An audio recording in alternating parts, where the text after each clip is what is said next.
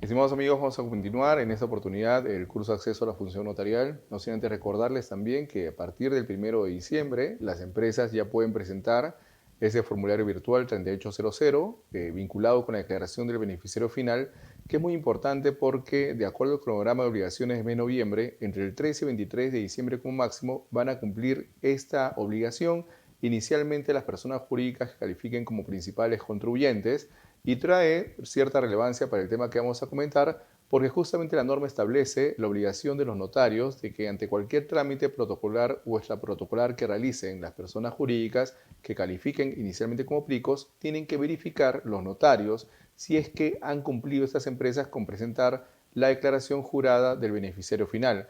Para ello se señala en esta norma que fue publicada en septiembre, una resolución de superintendencia de la SUNAT, que los notarios van a tener un acceso virtual en el cual van a poder verificar justamente esta obligación. Por ello es importante que teniendo este tema de actualidad, los notarios tengan en cuenta que efectivamente este enlace virtual o mejor dicho formulario ya está disponible también para que puedan hacer dicha verificación a partir de las fechas en las cuales vencen los plazos para que las personas jurídicas que califiquen como PRICOS presenten esta declaración jurada informativa. Por ello, también hay que recordar que la norma establece, entre las modificaciones que se hizo a la ley de notariado, que efectivamente para una empresa que recién se constituye es el notario el que debe verificar la condición o el formato del beneficiario final para analizar si efectivamente la empresa, de acuerdo a la minuta de constitución, ha podido identificar los beneficiarios que tienen un control sobre la propiedad o control sobre las decisiones de las empresas, ya sea en forma directa o indirecta. Y en caso no se aplique el criterio A o el criterio B que establece la norma, recordar que la norma señala que será beneficiario final aquella persona que ostente un puesto administrativo superior, que considera la norma que puede ser el gerente general o quien haga sus veces, o también los miembros del directorio. ¿De acuerdo? Entonces, esta obligación que nosotros conocemos como obligación de declarar al beneficiario final en la lucha contra la evasión, la elusión tributaria, el lavado de activos o el financiamiento del terrorismo, ya se encuentra disponible el formulario a partir del día de ayer, 1 de diciembre, y seguramente las empresas ya van a poder presentarlo para no hacerlo a última hora de acuerdo a su último dígito de RUC entre el 13 y 23 de diciembre de este año. Aunado al tema que vamos a comentar, el día de hoy vamos a tratar de acercarlos a un aspecto importante del impuesto a la renta, que es materia también de evaluación para este evaluatario de preguntas del curso Acceso al Notariado. De manera que vamos a empezar analizando el impuesto a la renta de la siguiente manera. Primero vamos a ver lo que es el impuesto a la renta de persona natural, para después situarnos al impuesto a la renta empresarial y los 4 tipos de regímenes tributarios que se han establecido para estas personas que generan renta empresarial. Para el caso del impuesto a la renta persona natural, hay que recordar que de acuerdo al artículo 1 de la Ley de Impuesto a la Renta, nosotros tenemos una relación de conceptos que se encuentran afectos al impuesto y que básicamente responden a ingresos que obtienen las personas en función a la explotación de un capital o de un trabajo o la aplicación conjunta de ambos factores. Por ello, el artículo 1 nos refiere justamente que constituyen rentas aquellas originadas o derivadas de la explotación del capital, trabajo y la aplicación de ambos factores, entendiéndose como aquellas que provengan de una fuente durable o susceptible de generar ingresos periódicos. Por ello se señala justamente que para efectos del impuesto a la renta, el artículo 1 recoge la teoría de renta-producto, la cual señala que constituye renta de las personas, ya sean naturales o jurídicas, aquellos ingresos que provengan de una fuente durable susceptible de generar ingresos periódicos. Una fuente puede ser el capital, en el cual inclusive vamos a ver más adelante que la norma las diferencia entre rentas de primera y segunda categoría, así como el trabajo para el caso de las rentas de cuarta y quinta categoría, y cuando sea una explotación conjunta, pues estamos ante rentas empresariales o también conocidas como rentas de tercera categoría. La norma establece una relación enunciativa de rentas que vamos a comentar a continuación.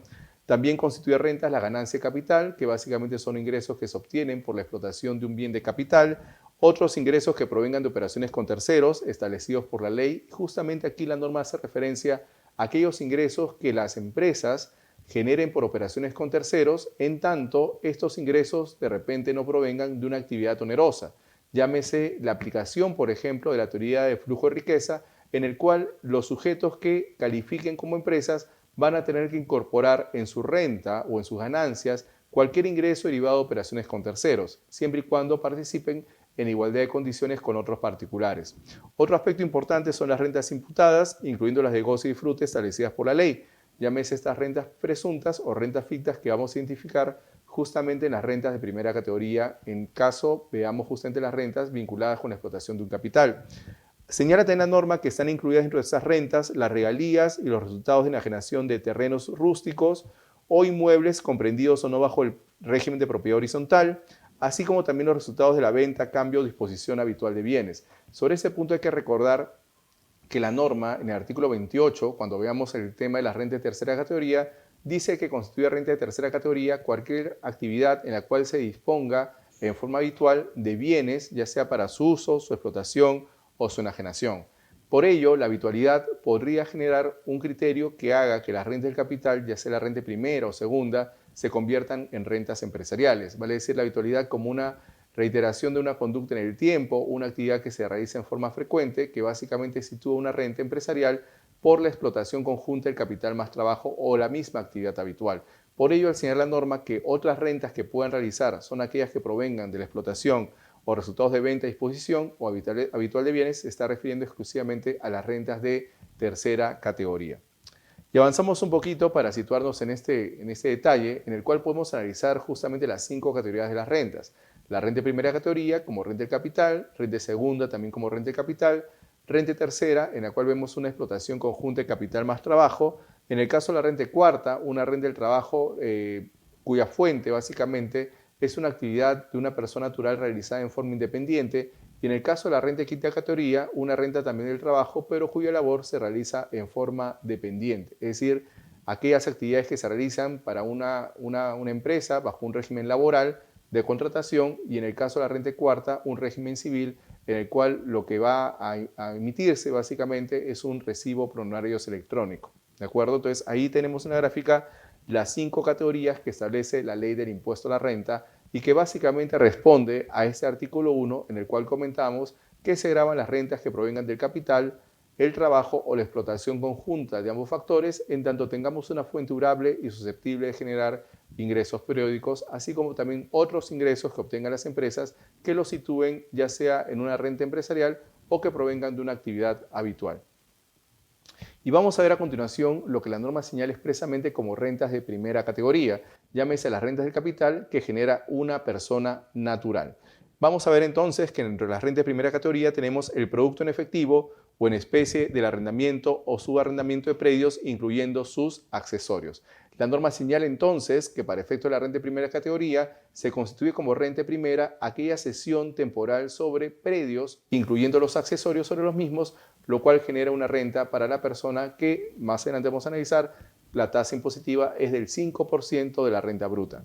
Una segunda renta, catalogada como primera categoría, tiene que ver con las producidas por la locación o cesión temporal de cosas muebles o inmuebles, no comprendidos en el inciso anterior, con lo cual no aplica a los predios, así como los derechos sobre estos, incluyendo los que se han señalado en el inciso anterior. Sobre esto hay que indicar que, si bien es cierto, la norma señala que califica como renta primera la cesión temporal de bienes muebles e inmuebles distintos a predios, la norma establece una presunción que señala que la presunción es del 8% del valor de adquisición. Es decir, si por ejemplo yo estoy cediendo temporalmente un bien mueble o inmueble, pero llego al final del año y verifico que el monto que se ha pagado por este arrendamiento o subarrendamiento es menor al 8% del valor de adquisición del bien, prácticamente la norma señala que como mínimo debería pagarse ese 8% del valor de adquisición. Seguramente el contribuyente va a poder sustentar de que de repente no todo el año ha estado cedido, ¿no? Por lo cual el monto, o mejor dicho, el porcentaje se mantiene, pero tendría que hacerse una división en función a los meses que ha estado ocupado el bien. Vemos también como renta de primera categoría el valor de las mejoras que se haga sobre el bien que haya realizado, en este caso el arrendatario, sobre el bien arrendado, pero que no sea en materia de reembolso por parte del arrendador. Es decir, si yo, por ejemplo, tengo un bien que he cedido temporalmente o lo he subarrendado, ¿no? Y que básicamente no ha originado un reembolso a mi persona o de mi persona al arrendatario, pues esa ausencia de reembolso me genera a mí una ganancia, la cual debo declarar para efecto del impuesto a la renta. Sin embargo, si bien es cierto, el inquilino puede haber hecho una mejora de repente de recreo, una mejora útil sobre el bien, y este valor en dinero ha sido reembolsado por el propietario, pues prácticamente ahí no se configura renta porque no hay una mayor ganancia para el titular del bien. Por eso la norma expresamente dice el valor de las mejoras introducidas en el bien ya sea por el arrendatario o subarrendatario, en tanto constituye un beneficio para el propietario y en la parte que no se encuentre obligado al reembolsar. Otro aspecto que hemos comentado cuando hablamos de las rentas de goce y disfrute del artículo 1 tiene que ver con la renta ficta. La renta ficta de predios cuya ocupación hayan sido sus propietarios gratuitamente o a precio no determinado. Si bien nosotros decíamos que hay una presunción sobre el 8% de la adquisición, esta presunción aplica respecto a la cesión temporal de bienes muebles e inmuebles, mientras que para el caso de los predios hablamos de una renta ficta. ¿Y a cuánto equivale la renta ficta? La renta ficta es equivalente al 6% del valor del predio declarado en el autoalugo para efectos del impuesto predial. Por ello, en el impuesto a la renta de primera categoría podemos establecer las siguientes conclusiones. Primero, que abarca no solamente lo que es arrendamiento o subarrendamiento de bienes muebles e inmuebles, sino también la cesión sobre predios. Pero en el caso de la cesión sobre predios o la renta ficta sobre predios, establece que el porcentaje será del 6% del valor del predio para efectos del impuesto predial. Mientras que en el caso de la renta presunta, que solamente aplicaría para bienes muebles e inmuebles, establece el porcentaje del 8% del valor de la adquisición. Pero no solamente se abarcan las cesiones temporales, sino también el valor de las mejoras que se dan sobre el bien por parte del arrendatario que el propietario no esté obligado a reembolsar. Y pasamos justamente a cómo se liquida el impuesto a la renta de primera categoría, y sobre ello podemos señalar que básicamente la tasa efectiva es el 5% de la renta bruta.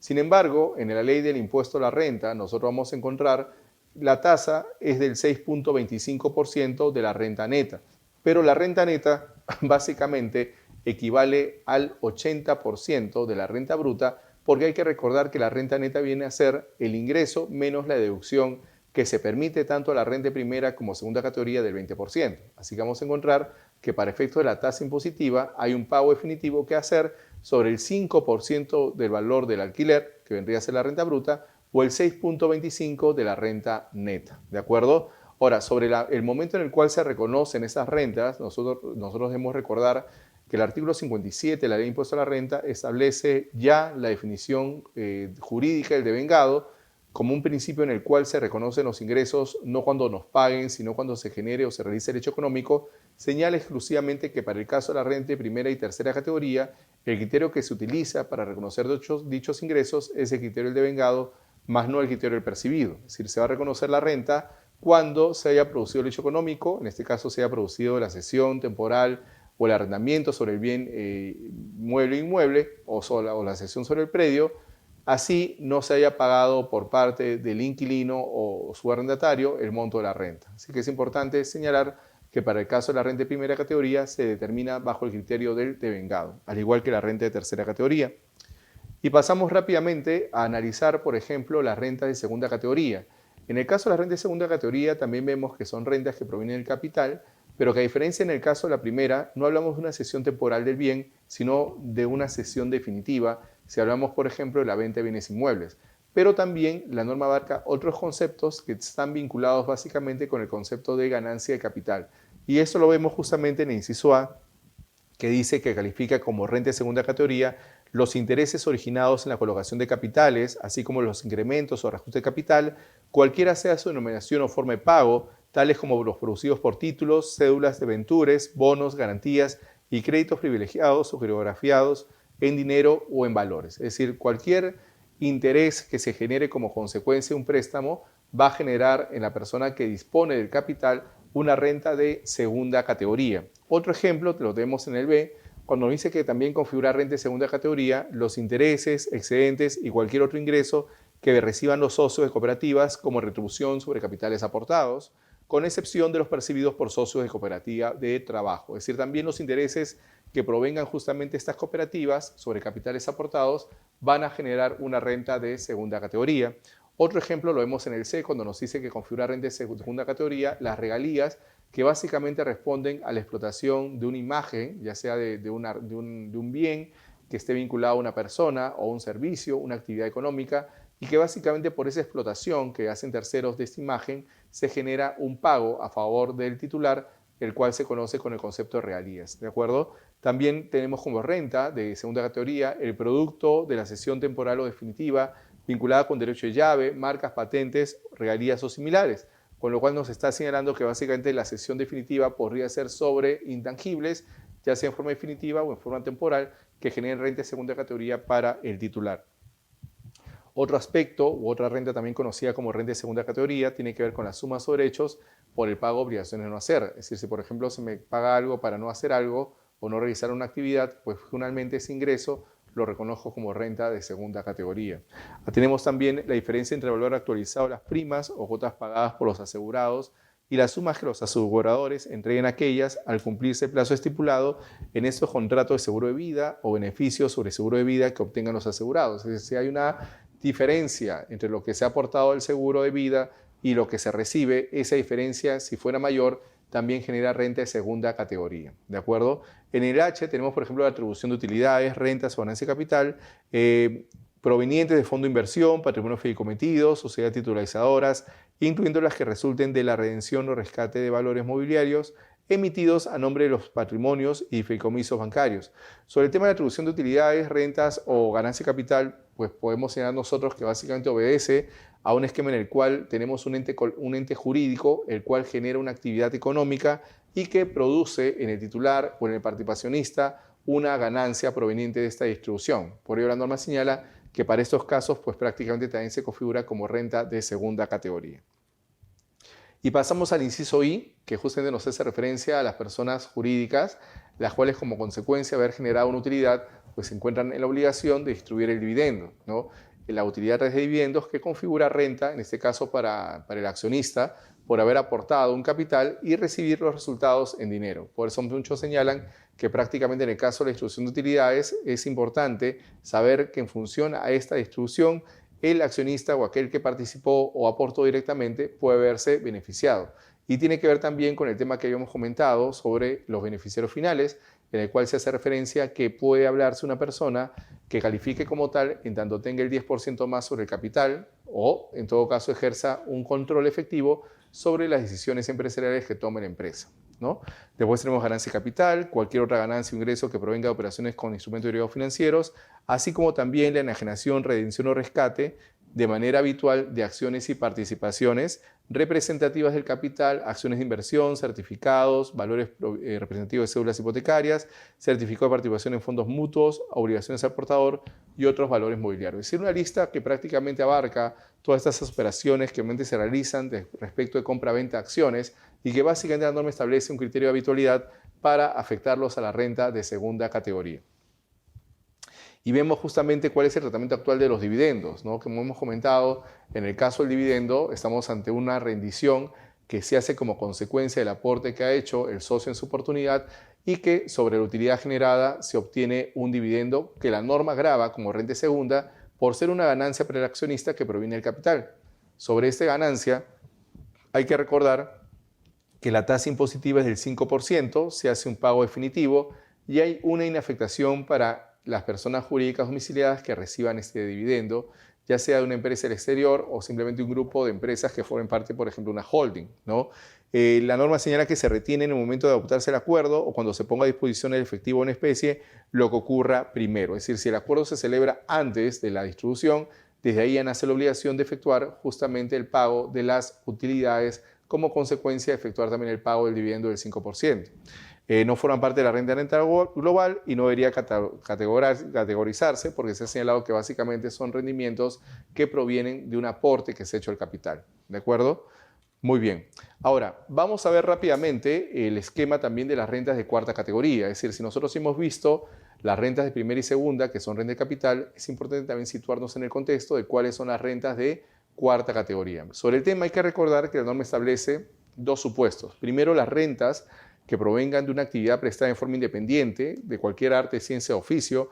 Y segundo, encontramos, por ejemplo, a los mandatarios, los síndicos, los albaceas, los gestores de negocio y cargos como consejero regional o regidor municipal, en los cuales básicamente la norma señala que hay una labor en forma independiente. Pero en el caso de estos supuestos, la desventaja que tienen con cualquier personal que realice una actividad generadora de renta del trabajo es de que en estos casos, pues básicamente se va a requerir, ¿no? O se va a desconocer la deducción del 20% de la renta bruta, ¿no? Por eso vamos a ver la división, el A.1 y el A.2, que me dice son renta de cuarta categoría, el ejercicio individual de cualquier profesión, arte, ciencia, oficio o actividades no incluidas expresamente como renta de tercera categoría. La norma entonces señala que básicamente estas actividades, al ser prestadas de forma independiente, generan una renta de cuarta categoría.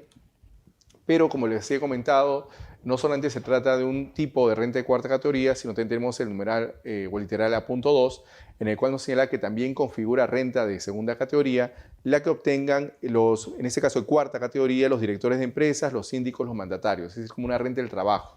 Entonces, sobre este tema hay que recordar que prácticamente estas personas, si bien es cierto, están generando una renta de cuarta, como hemos señalado, la norma establece una diferenciación atendiendo la característica o la peculiaridad de su profesión o su arte de ciencia de oficio. Por ejemplo, dice que el director de empresas es la persona integrante del directorio, designado por Junta General. El síndico es el funcionario encargado de la liquidación del activo y pasivo de una empresa. El mandatario, una persona que prácticamente actúa por cuenta del mandante, no mandato con representación. Y tenemos también el gestor de negocios, que básicamente es la persona que en forma voluntaria y sin que medie autorización asume conscientemente el manejo de los negocios o la administración de los bienes de otro que lo ignore el beneficiario de este último, ¿de acuerdo? El albacea también como la persona que está, aquella persona que va a cumplir la última voluntad del testador, ¿no? Del finado, custodiando los bienes y dándolos a la persona que prácticamente corresponde como consecuencia de la herencia. Y finalmente actividades similares como es el caso del desempeño del regidor municipal o consejero regional por dietas que perciban. Entonces, sobre ese tema es importante mencionar que la norma lo separa, o sea, separa cualquier oficio, ciencia o profesión prestado en forma independiente de lo que son los mandatarios, los síndicos albaceas, porque para el caso, como vamos a hacer más adelante, para el caso de los albaceas, síndicos mandatarios, ellos deducen CIET pero no pueden deducir el 20% de la renta bruta como sí lo puede deducir cualquier profesional o oficio que genere renta de cuarta categoría o renta de un trabajo en forma independiente, ¿de acuerdo? Entonces, vamos a avanzar un poquito y ahí tenemos en la gráfica, por ejemplo, si fuera materia de evaluación, las tasas del impuesto a la renta para una persona natural que genera renta del trabajo. Y acá aplicamos, por ejemplo, estos porcentajes no solamente a la renta de cuarta categoría, como hemos señalado, como una renta individual, sino también se aplican o resultan extensibles para las rentas de quinta categoría, de acuerdo a sea labor independiente o labor dependiente. Por eso se señala que en el caso de la renta neta, las tasas van a ir de la siguiente manera. Hasta 5 UITs generados en el año se tributa el 8%, más de 5 hasta 20 UITs el 4%, más de 35 hasta 45 UITs el 20%, bueno, ahí tenemos justamente de 5 al 20, 14, del 20 al 35, 17, de 35 a 45 UITs, 20 y más de 45 UITs, 30%. Es decir, son tasas que básicamente tienen que ver con la capacidad contributiva de esas personas para poder afrontar la carga fiscal. Por ello, la norma establece estos montos tope que van en función a la OIT. Considerando la OIT del 2019, que es 4.200, pues hay que tomar en cuenta hasta cuánto me correspondería tributar, sabiendo que estoy en la categoría 1, 2 o 3, ¿no? Pero básicamente entendiendo que puedo deducir los gastos provenientes de bar, restaurante, discoteca o conceptos similares. ¿De acuerdo? Eso lo vamos a ver en unos minutos sobre lo que son las deducciones. Y vamos a pasar rápidamente a la renta de quinta categoría, que básicamente responde a lo siguiente. Según lo que se establece justamente en la ley del impuesto a la renta, estamos ante una renta bruta y básicamente los conceptos de renta de quinta categoría son los siguientes. Primero, se hace referencia al trabajo personal prestado en relación de dependencia, incluyendo los cargos públicos, efectivos o no, que están comprendidos los sueldos, salarios, asignaciones, comisiones, compensaciones, gastos de representación y en general toda retribución por servicios personales. Es decir, si la persona recibe, por ejemplo, un ingreso proveniente de una actividad generada por una relación subordinada con la empresa, todo aquello que reciba va a generar renta de quinta categoría. Vamos a ver también que la excepción está regulada para, por ejemplo, cuando se trata de condición de trabajo o aquellos acuerdos que provengan de convenios colectivos que califiquen como condición de trabajo. Ahí la norma señala que no se aplicará la renta de quinta categoría, por lo tanto estamos en una renta inafecta. ¿De acuerdo? Tenemos también que constituye renta de quinta categoría la participación de los trabajadores, ya sea que provengan de las asignaciones anuales o de cualquier otro beneficio otorgado en su sustitución. Es decir, en el caso de las participaciones, básicamente hacemos referencia a estos beneficios, ¿no?, que perciben los trabajadores, que también están comprendidos dentro de lo que es la renta de quinta categoría. Y tenemos también las asignaciones o dietas no pensionables que se perciban como retribución por asistencia efectiva, diferentes tipos de directorio, ¿no?, sesiones dentro de una misma institución y de acuerdo al marco normativo, ¿no?, básicamente nos refiere esta resolución del pliego, ¿no? O sea, básicamente son asignaciones que también forman parte de un vínculo laboral. Tenemos los ingresos provenientes por trabajo prestado en forma independiente, con estos contratos de prestación de servicios bajo normativa civil, un tema muy importante que tiene que ver con la primacía de la realidad. Por más que sea pactado, por ejemplo, contratos civiles, hay que ver si en la realidad se ha configurado una relación laboral. Y es básicamente lo que la norma propone como ingreso del trabajo prestado en forma independiente, pero en este caso la labor se realiza en el lugar o mejor dicho, centro laboral y horario que designa quien lo contrata. Por eso acredita que al no haber una total independencia, pues prácticamente configura una renta de quinta categoría. Después tenemos también los ingresos obtenidos por la prestación de servicios considerados como cuarta, pero efectuados con el contratante con el cual paralelamente se mantenga una relación laboral. Es decir, si yo, por ejemplo, estoy en planilla de una empresa y le presto un servicio en forma independiente distinto al que normalmente presta una empresa, pues prácticamente la norma señala que todo forma parte de la renta de quinta porque justamente le estoy prestando el servicio a la misma entidad empleadora, ¿no? Por eso hay que tener en cuenta que inclusive para lo que vendría a ser estos ingresos no se ha señalado o no se ha considerado que prácticamente ese ingreso no sea afectado o hay un doble cobro, ¿no? Como hemos señalado, acá no hay un doble cobro porque justamente es el ingreso el que la empresa le paga al trabajador, lo cual afecta a las retenciones de quinta categoría. Y otro supuesto de renta de quinta tenemos justamente las retribuciones por servicios prestados en relación de dependencia percibidas por los socios y cualquier sociedad, incluyendo los socios industriales o carácter similar, así como las que asignen a los titulares de la IRL o sociocooperativas, siempre estén consignadas en el libro de planillas, que básicamente se lleva de conformidad con las normas laborales y que las empresas están obligados a llevar. Entonces, la norma establece también ciertos requisitos para lo que vendría a ser el sustento de estas relaciones prestadas en labor de dependencia y que básicamente abarca también a los titulares de las famosas EIRL, ¿de acuerdo?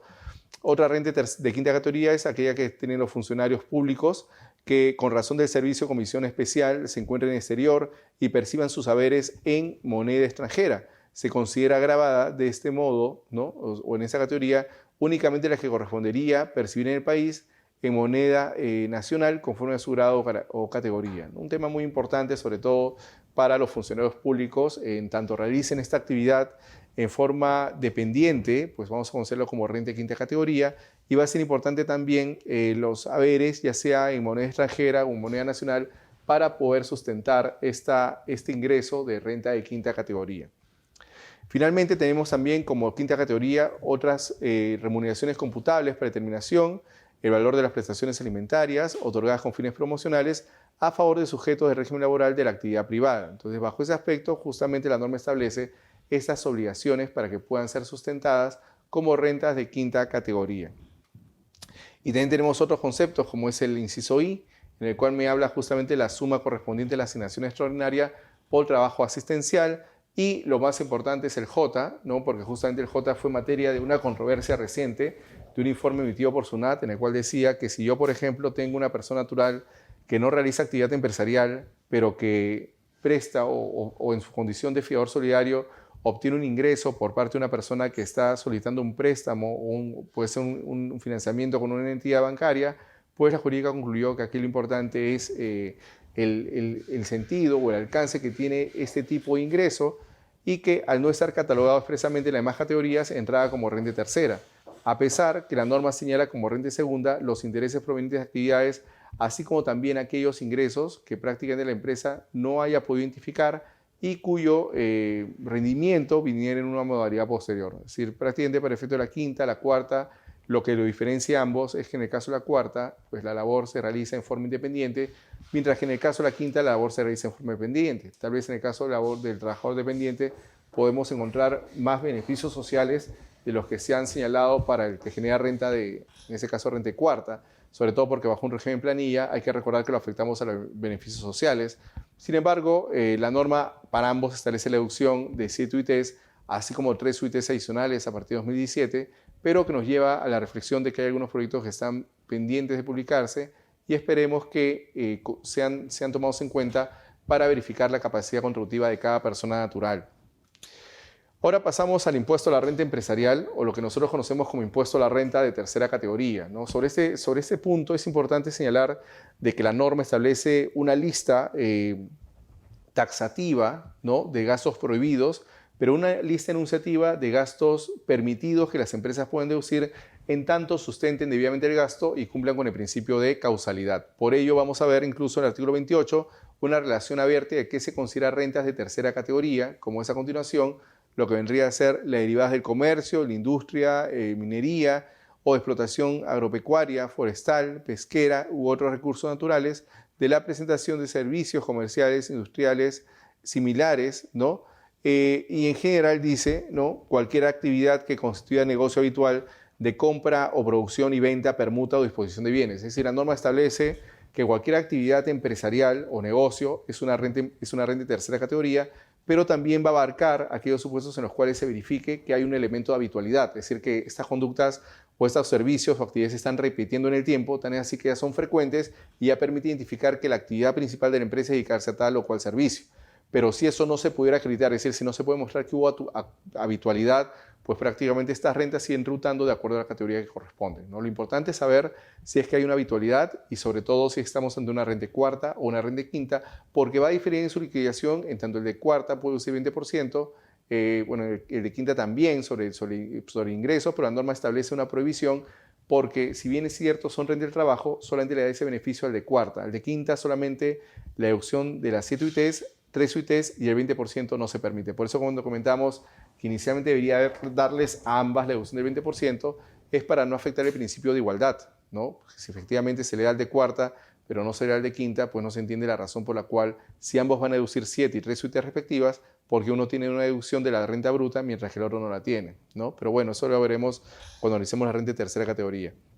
Otra renta de tercera categoría que nosotros vamos a encontrar en el artículo 28, que complementa lo que estamos analizando, las rentas empresariales y rentas personales, tiene que ver con las derivadas de la actividad de la gente de mediadores de comercio, rematadores y martilleros y cualquier otra actividad similar. Es decir, cualquier persona que prácticamente realice un servicio vinculado con agencia de mediador de comercio, como pueden ser los comisionistas, ¿no?, también genera renta de tercera categoría, ¿no? Sobre ese tema hay que recordar incluso que hace poco la Intendencia Nacional o la SUNAT empezó a capacitar a estas personas que son tendencia en las redes sociales, ¿no?, que son conocidos como el nombre de los influencers, ¿no? SUNAT los ha capacitado diciendo que lo que ellos generan es una renta empresarial. Sin embargo, hay que recordar que la renta empresarial tiene que analizarse en cada caso concreto, ¿no? Si efectivamente no se ha acreditado que todos o los participantes, ¿no?, de estas obligaciones, como son los comisionistas, martilleros, gestores de negocio, pues tengan una vinculación estrictamente con el capital o con el trabajo, va a ser difícil identificar qué tipo de renta tienen. Por eso la norma establece que las rentas que ellos generen es una renta de tercera categoría. Tenemos también las rentas que obtengan los notarios, ya que es un curso de acceso a la función notarial. Recordar que el notario genera renta empresarial o renta tercera porque así lo dice la norma. Y no solamente porque así lo señala la norma, sino también porque hay una combinación de capital más trabajo en la actividad que ellos prestan o realizan a terceros. Otro aspecto importante en la renta tercera o que configura la renta tercera son la ganancia de capital y que básicamente los ingresos que obtienen por actividades habituales, ¿no? Si hay una oportunidad en la cual se verifica que hay un ingreso que se está realizando en forma habitual, ya podríamos estar ante una renta empresarial y en todo caso tributar como renta de tercera categoría. Las demás rentas que obtengan las personas jurídicas, ya sea las que califiquen como tales artículo 14, como es el caso de la sucursal, la agencia o establecimiento permanente, ¿no?, cualquier tipo de, digamos, de actividad o de ingreso que prácticamente genere esa renta, pues prácticamente la norma señala que en estos casos se va a considerar, ¿no?, para efecto de lo que vendría a ser estas rentas, ¿de acuerdo? Después hay las rentas que se obtengan por ejercicio de asociación o sociedad civil de cualquier profesión, arte y ciencia oficio. Hay que recordar también que la norma, cuando hablaba de ejercicio individual de cualquier ciencia, profesión, arte o oficio, se refería a la renta básicamente distinta a la empresarial, ¿no? Como decíamos, una renta que podría generar, ¿no?, una actividad en forma independiente, una renta del trabajo, pero si la actividad se realiza en forma asociada o grupal, ya estamos ante una renta de tercera categoría. Por eso es importante identificar que cuando hablamos de la renta cuarta, decía el ejercicio individual de cualquier ciencia, arte o profesión, mientras que en el caso de tercera dice el ejercicio en forma colectiva, en asociación o a través de una sociedad civil que genera la renta en este caso, de tercera categoría. Para otra renta no incluyen las demás categorías, era lo que comentábamos, la norma establece tal vez un aspecto muy general para abarcar en ese último punto cualquier otra renta que no haya sido señalada expresamente en las demás rentas, ya sea como primera, segunda, cuarta o quinta categoría. Y bueno, también como hay una renta, en este caso nosotros comentamos que se había generado una renta presunta, ¿no?, y una renta ficta para el caso de primera categoría.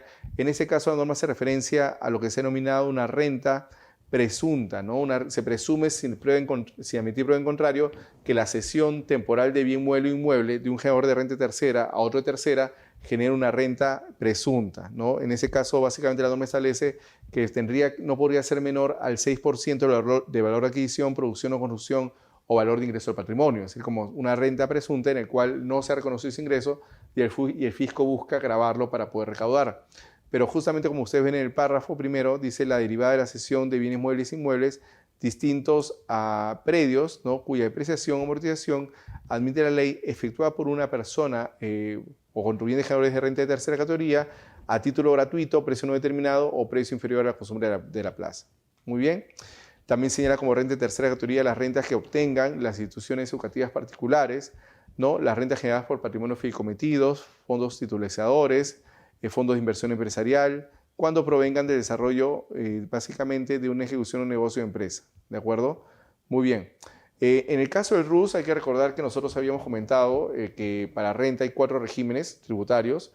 Uno de ellos es el nuevo RUS, otro es el RER, otro es el MIPE y otro es el régimen general. Para el caso del nuevo RUS hay que recordar que es un régimen que se aplica básicamente a pequeños negocios que tengan una relación directa con los consumidores finales, ¿no? Las ventas que ofrece este régimen es que no se llevan registros contables, solo se efectúa el retiro, en este caso, o solo se efectúa el pago único en función a las categorías que tiene, ¿no? Entonces, ahí vamos a ver justamente que para el caso del nuevo RUS hay 2 categorías, categoría 1 y categoría 2. La categoría 1 con un tope de 5.000 soles paga 20 soles y la categoría 2 hace un tope de 8.000 de ingresos, paga hasta 50 soles, ¿de acuerdo? Son 2 categorías que han quedado como consecuencia de la reforma que se hiciera en 2016, en el cual se eliminó la categoría 3, 4 y 5. Agrega la norma, ¿no? El categoría 1 tiene un tope de ingresos o compras hasta 5.000. Se pagará 20 en la medida que no se supere dicho monto. Categoría 2 se paga una cuota mensual de 50 en tanto los ingresos o compras no superen los 8.000, ¿no? Entonces, en el caso del 2, si prácticamente tiene una cuota, segunda cuota, en este caso segunda categoría, segundo ítem del nuevo RUS, podemos hablar que el primero es hasta 5.000 soles y el segundo hasta 8.000 soles con 20 soles y 50 soles respectivamente. Dice, cabe señalar que las personas naturales en el régimen solamente pueden emitir boletas, ¿no? Solamente pueden emitir boletas y tickets. Ellos están prohibidos, por ejemplo, emitir factura, ¿no? Porque la actividad que realizan es básicamente un negocio a menor escala, ¿de acuerdo? Ese es para el caso del nuevo RUS. Y en el caso del RER, que es un régimen que se mantiene hasta la fecha, no había una modificación sustancial sobre lo que es el régimen especial del impuesto a la renta, ¿no? Se señala que está dirigido tanto a personas naturales o jurídicas que estén domiciliadas en el país y que obtengan rentas de tercera categoría, es decir, rentas de naturaleza empresarial, como es el caso de la venta de bienes o también la prestación de servicios. Es decir, a diferencia del RUS y el RER, pues el RUS solamente abarca persona natural, mientras que el RER se abarca persona natural o persona jurídica.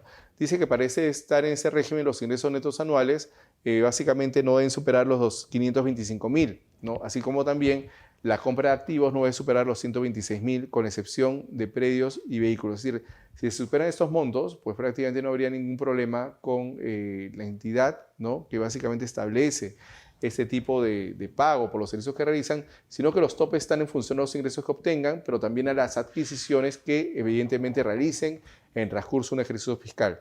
Si el monto superase lo que hemos comentado, ya tendría que pasar a otro régimen, ya sea régimen MIPE o régimen general, ¿no? De acuerdo. Entonces, en ese caso es importante saber que para el caso del régimen especial del impuesto a la renta, el tope se mantiene. Son 525.000 de básicamente ingresos netos y son básicamente montos menores cuando hablamos justamente de activos fijos, que es 126.000, ¿de acuerdo? Aún hay otras obligaciones laborales como que señala que aún no se puede exceder de 10 trabajadores por turno de trabajo. Vamos a pasar entonces al régimen MIPE tributario. Bueno, recordar que la tasa en el caso de anterior, la tasa en el caso del régimen especial de impuesto a la renta es del 1.5%, ¿no? En el caso de un nuevo RUS se paga o categoría 1 20 soles o categoría 2 50 soles y que básicamente en lo que es obligaciones laborales no podrá exceder de 10 trabajadores por turno de trabajo. Vamos al régimen MIPE entonces. Bueno, ese régimen recordar que se creó hace ya hace 3 años y que básicamente es un régimen alternativo al general y al RER.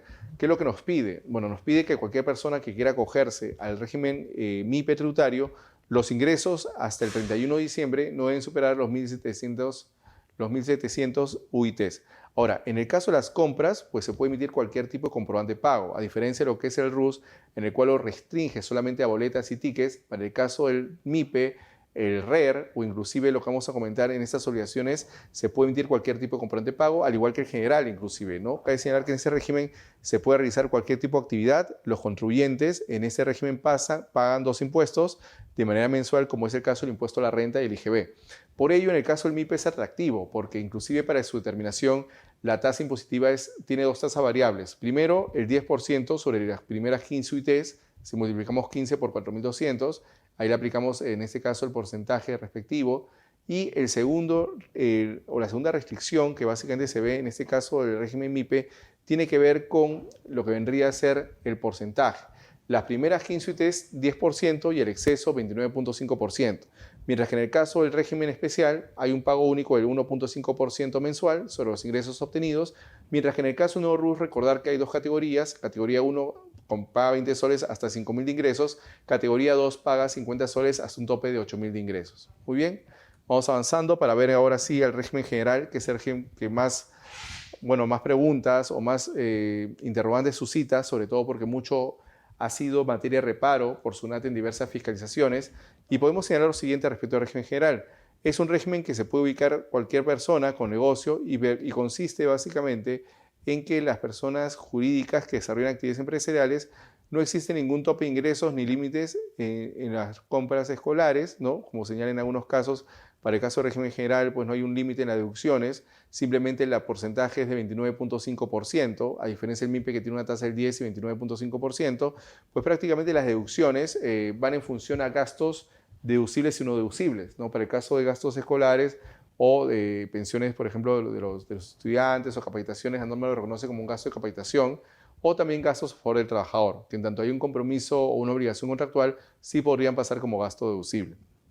Bueno, en el caso del régimen general hay que recordar que se pagan entonces dos impuestos. Se paga el impuesto a la renta empresarial con la tasa del 29.5% y se paga también el impuesto general a las ventas que aplica para cualquier persona que realice actividad empresarial. El pago a cuenta es del 1.5% y también puede aplicarse el sistema del coeficiente, ¿no? El más utilizado. Y en tanto el pago de la tasa anual es del 29.5% sobre la renta anual. Muy bien. En el gráfico nosotros vemos un resumen de lo que podría ser materia de evaluación en lo que vendrían a ser estas evaluaciones o estos balotarios de acceso a la función notarial. Como podrán ver, son varios aspectos que no tienen una incidencia jurídica, sino más que todo contable, porque estos regímenes están pensados básicamente en función a la capacidad económico-contributiva de las personas naturales que realizan actividad empresarial, como también de las personas jurídicas o entes jurídicos, ¿no? Como ustedes pueden ver en la gráfica, si nos vamos al tema del nuevo RUS, me dice que, por ejemplo, solamente puede acogerse una persona natural más no una persona jurídica, mientras que en el caso del régimen especial, régimen general o régimen MIPE tributario, sí se puede acoger tanto persona natural como persona jurídica. Para el caso del límite de ingresos, en el caso del nuevo RUS tenemos un ingreso máximo de 96.000 soles anuales u 8.000 mensuales, que es justamente lo que comentábamos, ¿no? Si tenemos una persona que prácticamente por categoría 1 y 2 tiene que facturar hasta 5.000 u 8.000 respectivamente, en caso se exceda, ya tendría que pasar a otro régimen. Pero la norma lo que hace es verificar también a nivel anual cuánto ingresos ha obtenido para saber si se mantiene en el nuevo RUS o si pasa al régimen especial, al régimen MIPE o al régimen general.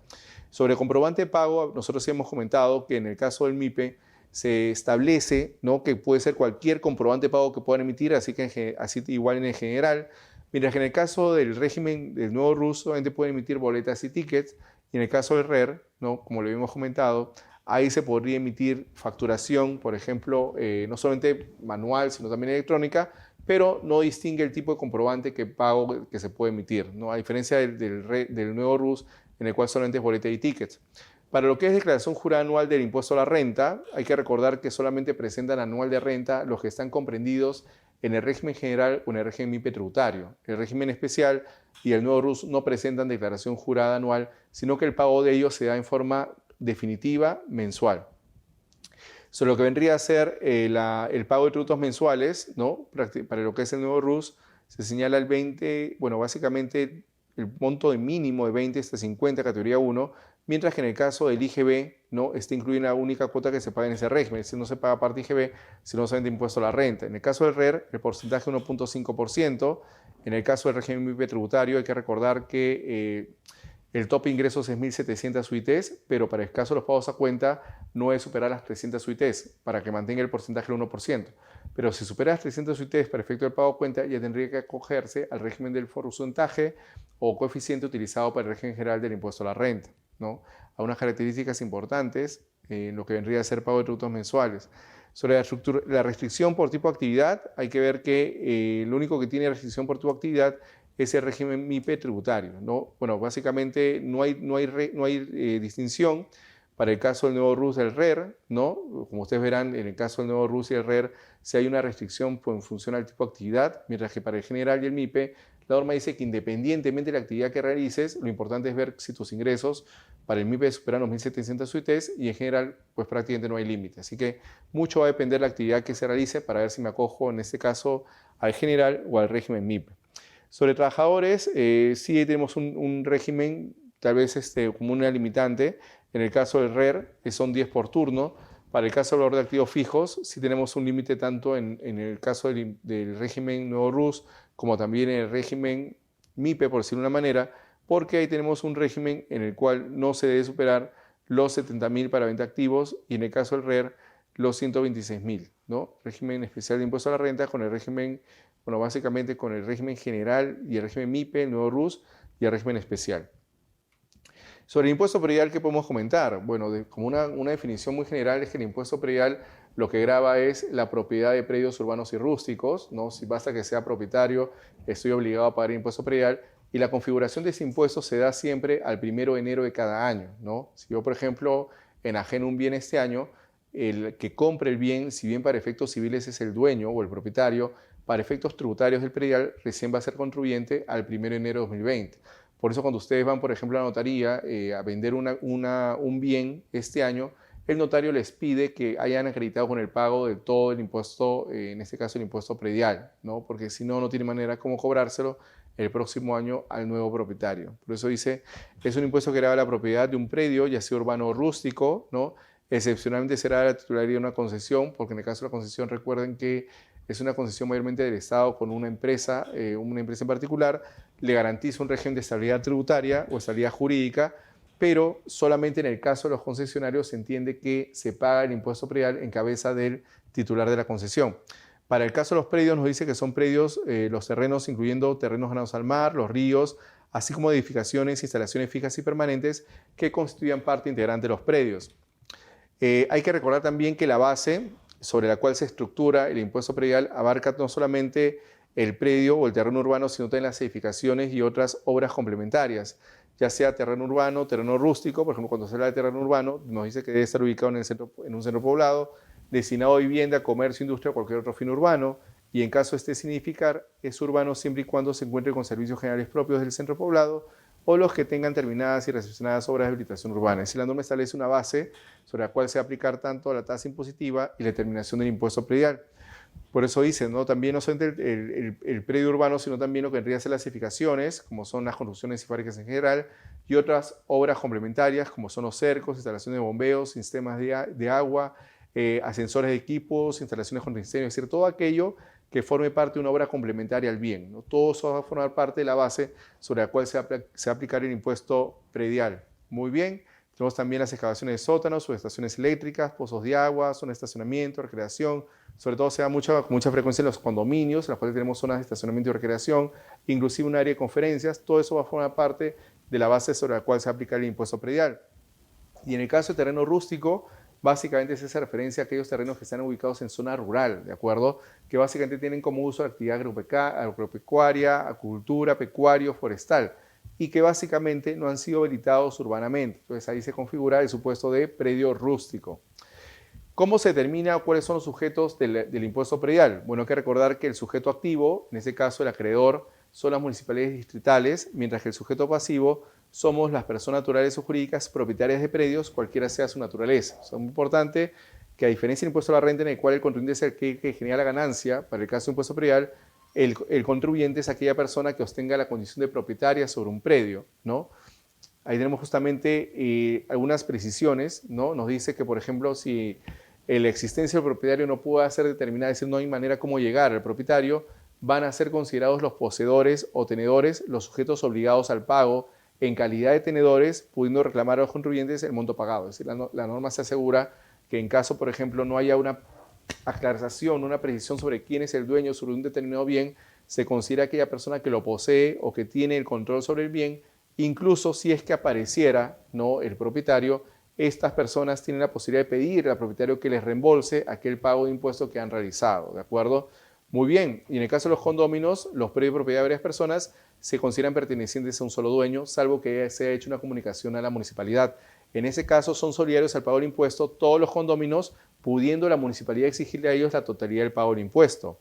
Ahora, ¿cuándo se da el nacimiento y periodicidad del impuesto predial? Como hemos comentado, es un impuesto al patrimonio, es un impuesto que grava la propiedad de terrenos rústicos urbanos, encabeza el propietario y excepcionalmente en el caso del titular de una concesión administrativa, hemos señalado también que forma parte de la base imponible el predio urbano, las obras complementarias y también las instalaciones fijas y permanentes. Y en el caso de la periodicidad hay que recordar que la periodicidad es un tributo de periodicidad anual, el cual se configura al 1 de enero de cada año. Por eso nosotros cuando hemos visto, por ejemplo, que hay una modificación en la ley de impuesto a la renta o en el predial, esto surte efectos recién para el próximo año, ¿de acuerdo? En caso que haya una transferencia, el adquirente asume la condición de contribuyente al 1 de enero del año siguiente. Por ejemplo, como si hoy día vendemos una casa, yo soy propietario civil, pero recién seré contribuyente para el próximo año por el impuesto predial al haberse presentado la declaración de alta y configurarme a mí como contribuyente a partir del 2020, ¿de acuerdo? Bueno, sobre los porcentajes, un poco lo que habíamos comentado. Vean ustedes que la tasa impositiva no es tan elevada, por eso hay una propuesta del MEF de reestructurar todo el impuesto predial para generar una mayor recaudación, pero por ejemplo tenemos que tomamos dentro de la base el valor del terreno, valor de edificación y el valor de las obras complementarias, ¿no? Ahí tenemos, por ejemplo, un monto de 15 UITs, hasta un tope de 15 UITs, el porcentaje es 0,2%, de 15 a 60 UITs, el porcentaje es 0,6%, y si tuviera más de 60 UITs, el porcentaje es 1,0%. Es decir, es una tasa progresiva acumulativa que va desde el 0, en este caso 0,2% hasta el 1% final si superase las 60 UITs. Y tenemos un ejemplo del cálculo, por ejemplo, ¿no? Si tengo un predio que vale 400.000, considerando el UIT para este año que es 4.200, vamos a ver que básicamente sobre el primer tramo hasta 15 UITs, hasta los 63.600, ella está pagando 126 soles, ¿no? Pero si ella está en el segundo tramo, por ejemplo, que estamos hasta 15 UITs, ¿no? 63.000, más de 15 y hasta 60, 252.000, más de 60, 25.200, ¿no? Básicamente en esos casos, pues vamos a ver que el impuesto resultante puede ser mayor. Si la base es 400.000, lo primero que tenemos que hacer a los primeros 63.000, multiplicarlo por 0,2. Ahí tenemos 126. La diferencia entre 400.000 menos 66.000, los 252, le aplicamos una tasa del 0,6, que da 1.512, y el exceso de los 60 UITs sobre lo que vendría a ser 252.000, le aplicamos una tasa básicamente del 1,0% y un pago de 850, lo cual nos da un total de 2.488. ¿Cuál es la forma de pago del impuesto predial? Bueno, básicamente se puede hacer al contado o en forma fraccionada y en el caso del contado se paga hasta el último día hábil del mes de febrero. En forma fraccionada, la norma establece cuotas pactadas para febrero, mayo, agosto y noviembre, los 3 primeros meses, los 3 últimos meses reajustados con la variación del IPM que publique el INEI. Ahora, ¿cómo se debe declarar? Bueno, básicamente en forma anual, en el último día del mes de febrero, pero también cuando se efectúe cualquier transferencia de dominio, hay un plazo para presentar la declaración de baja y también la declaración de alta, aunque por la modificación que tuvo la ley de simplificación administrativa, ya no se sanciona la no presentación de la declaración de baja. Ahora, cuando un periodo sufra modificaciones en sus características y supere las 5 ITs, pues básicamente lo que tiene que hacerse es presentar una declaración jurada en la cual se deje constancia de esto. Y también cuando determine la administración o en reemplazo que ponga fin. Es decir, son 4 momentos distintos en los cuales se va a poder cumplir con esta presentación de la declaración del impuesto predial, ya sea por la declaración anual que se hace mes a mes, cuando se efectúe cualquier transferencia de dominio o cuando el predio sufra modificaciones cuyo valor sobrepase las 5 ITs o también cuando la administración tributaria así lo disponga en forma expresa. Ahora, en el caso de las multas, pues es evidente que las sanciones van en función a la UIT, sea el 40%, 20%, 50% del tributo emitido, y la regularización para gozar justamente del beneficio del descuento del 100%. Pero hay que ver también, de acuerdo a la tabla de infracciones y sanciones, cuáles son las sanciones previstas. Ahí tenemos justamente la gráfica en función al UIT. Y tenemos las deducciones, ¿no? Destinado a la actividad agraria, 50% de la base imponible, y para el caso de predios urbanos, donde se encuentran instalados sistemas de ayuda a la navegación, 50% de la base imponible. Para los pensionistas hay que recordar que la norma establece un beneficio de deducción de la base imponible hasta 50 UITs, ¿no? Considerando su poca capacidad contributiva. También la norma establece estas deducciones. Y ahí está el beneficio de los pensionistas, ¿no? Siempre y cuando sean propietarios de un solo dueño, a nombre propio de la sociedad conyugal, persigan un ingreso que no supere el valor de un OIT, si es básicamente el monto de su pensión, y se considera que no se afecta el requisito de la única propiedad cuando además el pensionista posee otra unidad inmobiliaria constituida por la cochera. Bueno, básicamente porque muchas veces se independiza esto como si fueran predios distintos, pero la cochera no tiene un fin para que él pueda vivir, ¿no? En consecuencia, se establece que justamente no se afecte el requisito de la única propiedad. Muy bien, y algunas inafectaciones, para ir cerrando justamente este tema. En el caso de las inafectaciones, tenemos que están inafectos el gobierno central, regional y gobiernos locales, los gobiernos extranjeros en señal de reciprocidad, la sociedad de beneficencia también están inafectas, las sociedades e entidades religiosas, las entidades públicas destinadas a prestar servicios asistenciales, el Cuerpo General de Bomberos, las comunidades campesinas, también lo que vendría a ser las universidades o centros educativos debidamente reconocidos por sus predios, las concesiones en predios forestales y también todo lo que implica estas inafectaciones expresas señaladas en la norma. También los predios que constituyen titularidad de organizaciones políticas, movimientos o alianzas políticas, los predios que correspondan al CONADIS, ¿no? Aquellos predios que tengan fines sindicales también están en cierta forma inafectos del impuesto predial. Y básicamente tenemos justamente el rendimiento del impuesto, cuánto va a la distrital, cuánto va al catastro y cuánto va también al Consejo Nacional de Tasaciones. Hay que recordar que el 94.70% de lo que se recaude va a la municipalidad de distrito, el 5% para financiar lo que es el catastro y el 0,3% de rendimiento será remitido al Consejo Nacional de Tasaciones, bueno, básicamente para lo que es el Consejo Nacional de Tasaciones. Algunos problemas que se han presentado, jurisdicción cuando se discute si este predio está ubicado en tal distrito o en tal otro distrito, eso se ha señalado que se debe solucionar por una ley de Congreso, pero se suspende la cobranza activa. Y también traslados de las obligaciones, el caso de los pensionistas, cuando no ha quedado claro cuáles son los requisitos que tienen para gozar de la pensión, de la deducción, los pagos a nombre del anterior propietario porque no se actualizó la data del sistema y también la no aceptación de declaraciones juradas. En el caso de los notarios hay que recordar que hay una responsabilidad que se genera justamente cuando las personas vendan muebles o inmuebles, ¿no? Hay que recordar que para efecto del predial tiene que pedir la constancia del pago del impuesto predial de todo el año. Para el caso de la alcabala, la constancia de pago de la alcabala, que básicamente es un impuesto al consumo sobre el 3% con una deducción de 10 UITs. Y en el caso del impuesto al patrimonio vehicular, la constancia de haber pagado el impuesto al patrimonio vehicular a favor de la municipalidad provincial, ¿de acuerdo? En los tres casos que anteceden, el notario no recibe el dinero de los impuestos, sino solamente debe verificar el pago o la constancia de haberse pagado o de haber presentado la escritura o declaración correspondiente. Justamente este tema lo vamos a ver también con el beneficiario final, que tiene que ver con esta obligación de notario de verificar vía online si estas empresas que están obligadas a presentar declaración entre el 3 y 23 de diciembre han cumplido con presentar dicha declaración jurada informativa.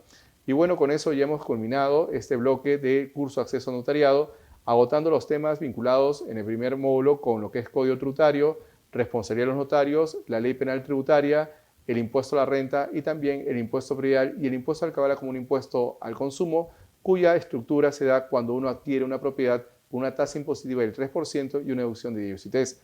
Por mi parte, agradecerles la atención brindada por el Instituto de Capacitación Jurídica. Me he sentido muy cómodo al compartir esta conferencia y también invitarlos a los próximos programas que se harán por parte del Instituto de Capacitación Jurídica en las diversas materias vinculadas con el derecho. Por mi parte, muchas gracias. Espero verlos en otra oportunidad, esperando que haya sido de utilidad lo que hemos compartido.